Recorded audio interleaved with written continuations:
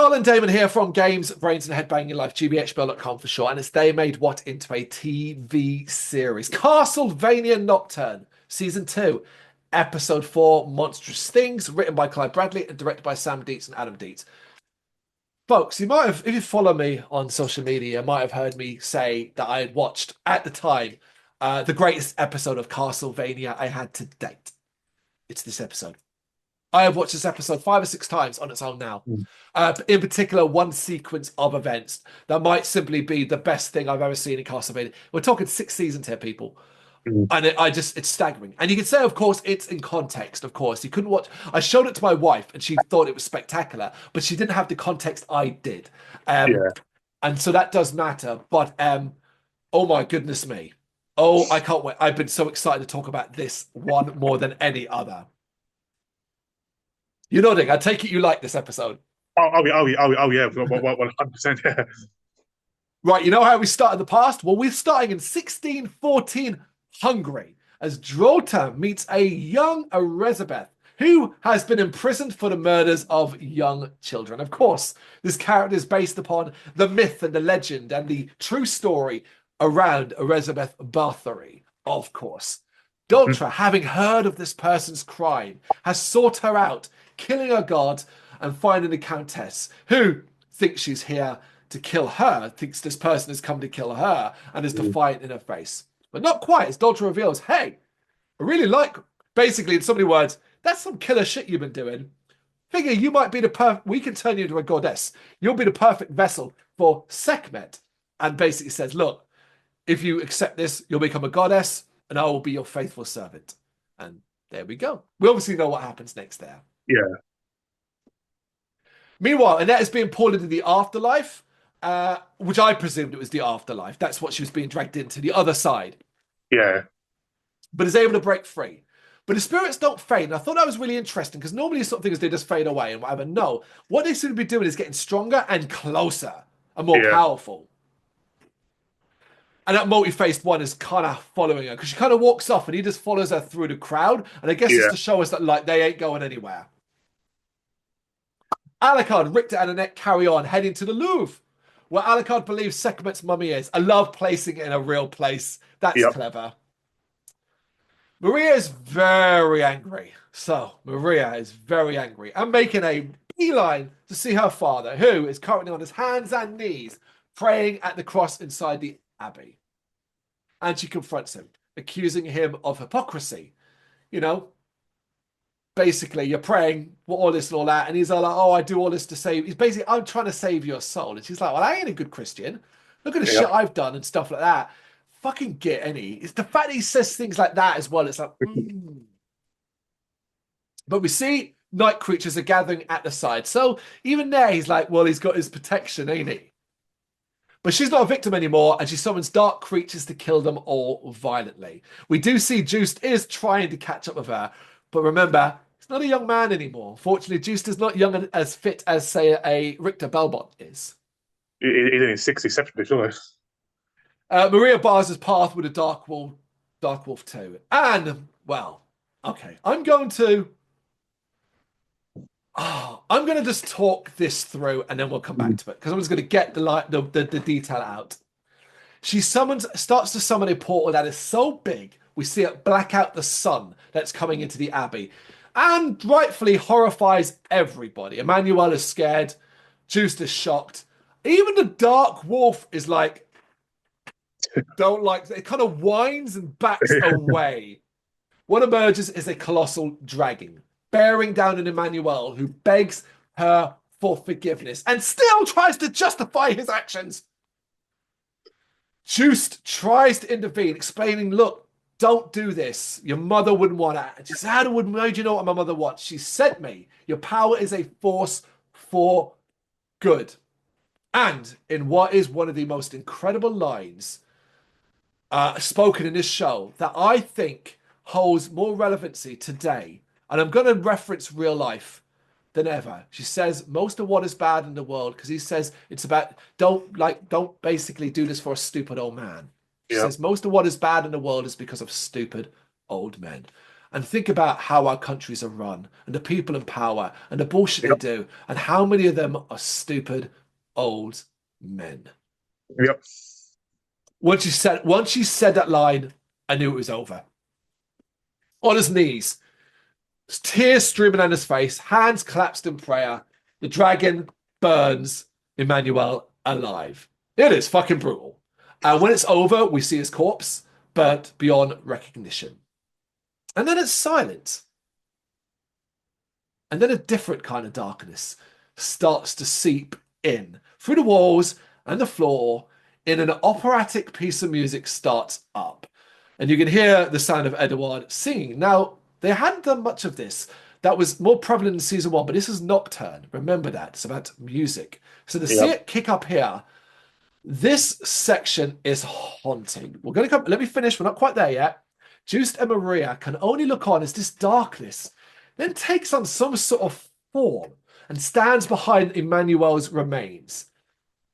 Collects it, seems to collect it, and then leave. Watch closely. Go back and watch this thing. Fucking smiles. Oh, It yeah. fucking smiles. And as it disappears, we see that Edward is starting to sing elsewhere in time with the music. This voice kind of thing. And we see elsewhere that his singing is getting the attention of all the night creatures. We're not done. In the Abbey, Maria has lost control of the dragon, which basically refuses to return to the dark place it came from. And bear in mind, we've got this big operatic music playing while this is all happening. It turns its attention to her. And basically is like, hey, fuck you. But prepares to burn her as Juice desperately tries to race forward. In a slow motion sequence of events, the dragons are growing up. Maria's face, the animation with her hair going everywhere. Juice leaning forward. And it seems like it's all over as the dragon burns Maria. But you hear it first. You hear like a noise. And Juice's magic has reawoken, and he's created a shield to save Maria from the dragon. He then launches a spike through the dragon's face, which hurts it, and clearly defeated, the dragon returns through the portal. It's like, all right, you win, whatever, as Maria collapses in Juice's arm. This has not been a good day for anyone, as we see Terra watching from the doorway. Juice walks past her with Maria in his arms and tells Terra to stop encouraging Maria, as dark things will end up corrupting her. Lastly, Terra stands over to the ashes of where Emmanuel's body was. And this is why you must watch the show and not skip, because it's brief. She smiles. I always threw my chair at the fucking TV. I was like, you fucking... Yep. You set her up! Right. It's the best sequence in Castlevania history. They may never be able to top this. The entire story, the brutality, the savagery, the emotion, the beauty, the animation, the music, what it all fucking means. The creation of what is our new, bigger bad. The hint towards something bigger. The way they did in the original Castlevania. Dracula was our bad, and then we had to move on. We have to have something bigger and bolder and more terrifying. Now, this is only going to be hint about as we go on. It will come back up one more time. Yep. One more time. But we'll get to that. I was fascinated to see, and the idea of creating this character of Maria who's now conflicted and being corrupted by evil fascinated me. And then to add what I needed, that Terra is evil, that she's trying to corrupt her daughter. She Yep. wants to do this. She wanted this to happen. She's an instrument for something else, seemingly. Yep. Honestly, Damon, I can't. Wow. I mean, it was just absolutely genius writing. You know, it just amazes me how amazing the writing was for this episode. But what do you think the dark creature was? Um, Do you think it's death or the devil? no. I don't necessarily know if it's definable. I would lean towards. So basically, I have to do this comparison to what's it call it? The big bad.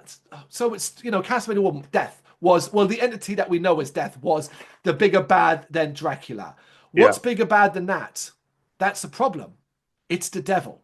The devil, yeah, yeah. It's the devil. I think it's the devil. Mm, And Castlevania has done the devil before. I think it's the devil. I think it's Smile and it getting to claim the soul yeah, of Emmanuel. Was it pleased? I think it's got a plan. I don't know what that plan is. I think it wants to open hell fully this time, and I think it's found a way. I yeah. think she's drawn us creatures from hell. I think it's all connected in that way. That's my prediction. And obviously during season one, we had a lot of Edward doing the opera singing, and the first like 3 episodes there was no opera singing, but then the first time I actually had the singing was absolutely perfect and nailed on for this episode, and it's just an amazing writing and song, and yeah. It's so fucking powerful. It's Mm, so powerful. I was staggered. I was blown. I remember just sitting there going, what the fuck did I just watch? Immediately mm, went back and watched the whole scene again. And even now, it's just that when that silence hit and then you hear that sort of orchestral violin kick and you get those dark tendrils starting to, and it's like, oh yeah. my God, I love that. Because like all that does is get my imagination of what might come next. And you were talking about that you thought like Juice might have been killed off. This is where I thought he was going to get killed off. I thought I he's going to thought throw out and away, and he's going to get hit by the fire. I thought they were going to kill Juiced as well, but instead as Yep. magic reawakens. Yeah. Come down from that, because back in Paris, our gang enter the Louvre, where but night creatures are already waiting. Meanwhile, Just brings Maria to a quiet place where he meets Mizrak, who questions in a really. I love the way he doesn't say this in an emotional way. He says it in a matter of fact way. It's like, did he repent in his last moments? Yeah. And Maria wakes up having heard this conversation. Is basically like, no, he was still a coward in the end, trying to justify his fucking actions. He was Yeah. right to the very end. He really was. Yeah. He didn't meet his fate with honor, basically. He didn't, and he did not repent. She's off, she was juiced, rightfully so. And he reveals to her, like, she's like, well, I didn't know you could do speaker magic, and why didn't you use it against my mother? And he's like, it didn't come like with Richter, it came back when it needed to come back. It needed to Yeah. come back now, it came back. And he tries to tell her about the dark side and how it can be so dangerous, but she just refuses to listen and walks off. He does catch up with her, trying to sleep in a dark corner where she tells him to leave her alone, but he sits outside on guard. He's basically trying to help. Mm. Olrox comes to Mizrak and tells him of Drolta's plan, and they effectively say their goodbyes. There is a scene where Mizrak clearly struggles. He clearly has strong feelings, love maybe, for what's it called for Olrox, Yeah. but you know, he just can't, so he walks away. They will see each other again. Yeah. Do you think, obviously, like, obviously, where Juice is trying to help, obviously, Maria, do you think that maybe he's already experienced this with Terra? I'm not sure because he makes a joke about um, like children not having children, like Mm. stuff like that. Monks can't have children. That's a positive thing and stuff like Yeah. that. Yeah. I think it's just that he's never really dealt with any. He's never had to deal with this situation, and he kind of got Mm. lumbered with it. And it's not like a normal situation. He's not just dealing with a moody teenager. He's dealing with a teenager who's just killed her father and is Yeah. being corrupted by a vampiric mother. It's a Mm. lot to deal with. In the love, Annette is demanding to know what the spirits want and reveals finally what she's been seeing to Richter and Alucard. The ones in the Louvre have led her to the mummy though and debate what they should do next. But Dolce was basically like, don't worry about it, I'll just take that mummy. And we get a good old battle because we get Alucard versus Drolta fully this time. Because remember, even technically, they didn't fight last time. She just got his sword through the back of her head.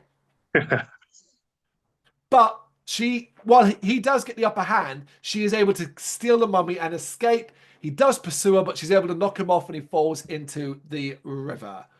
And then we cut to Annette basically getting angry and frustrated because you see her surrounded by these spirits. And she's Mm. basically like, what do we want? What are you trying to tell me? And so on, and just getting nowhere with them. And that's how this episode ends. There was nothing they could never have done anything as good as what we saw with Maria, Juice, Emmanuel, and all of that. But it's a strong enough ending. I just needed to sit after this episode. I needed to go and sit somewhere and just think about it and just let it like sink in. I had no time. I remember I didn't watch episode 5 afterwards. I was like, I cannot just go into episode 5 straight away. I just can't, you know? I did, but only because the fact that I was so excited to see what the hell was coming next. Yeah, I mean, of course, I totally get that, you know? But yeah, just like it was just so exciting and so intense. It's simply spectacular. It really is that good. It just made me so excited again, so excited for what comes next, but also like so intrigued and just in love with like the beauty of Castlevania. Like we forget that this is a video game adaptation of a series, so to speak, you know, adapting elements of games as well mixed into one. You forget it and you're just like, oh my God. And like, I would debate anybody who's all like, oh, I don't really like animated shows as good. I don't think animated shows have good stories or good characters or things like that. How can you get invested in a character when they're drawn and not real? And it's like, but like the characters in films aren't real. They're actors. Yeah. Actors. Something it's the same thing. I generally think that the Castlevania and Nocturne are probably one of the greatest shows I've ever seen. Yeah. You know, it has to be. You know, because I love it too much. Yeah, I've never been so invested, and I just hope that more and more people watch this show and download it, and it will convince Netflix not to do what Netflix does. Yep. Well, if you know the show creators and follow them on social media, you'll know they're asking you to do the exact fucking thing, which is there's no confirmation as of this time of recording. It could be hopefully by the time this video goes out, but as of time of recording, there is no guarantee we will ever get anything else in the Castlevania world. We need people to watch this shit, basically. And you should, because that was episode 4, Monstrous Things of season 2. You got any thoughts in the note to do? Let us know in the comments. Thank you very much for watching. If you've enjoyed what you've seen, please consider hitting that like and subscribe button. It does help us out. You can find us at gbhbl.com and across all social media platforms. And if you really want to give us a bit of extra support, please consider buying us a cup of coffee over on our coffee page. Thank you.